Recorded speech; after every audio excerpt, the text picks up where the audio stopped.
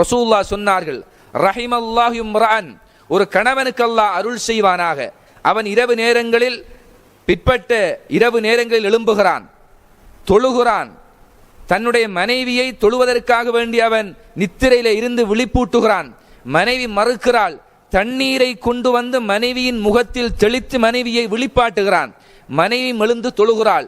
இப்படிப்பட்ட கணவனுக்கு அல்லாஹ் அருள் செய்வானாக என்று ரசூலுல்லாஹ் பிரார்த்தனை செய்கிறார்கள். இதே போன்று ஒரு மனைவி தஹஜ்ஜத்துடைய நேரத்தில் எழுகிறாள், தொழுகிறாள், தன் கணவனை விழிப்பாட்டுகிறாள், கணவன் மறுக்கிறார், நீரை தெளித்து முகத்தில் அந்த கணவனை விழிப்பாட்டி தொழ வைக்கிறாள். இப்படிப்பட்ட இந்த மனைவிக்கு அல்லாஹ் அருள் செய்வானாக என்று நபி அவர்கள் துஆ செய்திருக்கிறார்கள். கண்ணியமான சகோதரர்களே, இந்த துஆவுக்கு முன்னால், இந்த ஹதீஸுக்கு முன்னால் நமது குடும்ப நிலவரங்களை கொஞ்சம் நாம் இடை போட்டு பார்க்க வேண்டிய ஒரு தேவை இருக்கிறது.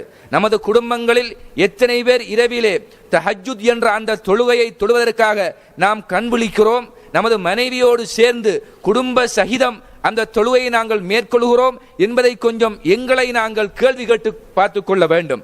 உண்மையில் எந்த வீடுகளில் இது போன்ற வணக்க வழிபாடுகள் நிலைநாட்டப்படுமோ அந்த வீடுகளிலே நிச்சயமாக அல்லாஹ்வுடைய பரக்கத் நிறைந்த வீடுகளாக அது மாறும் என்பதுதான் யதார்த்தமான உண்மையாகும். என் அன்புக்குரிய சகோதரர்களே,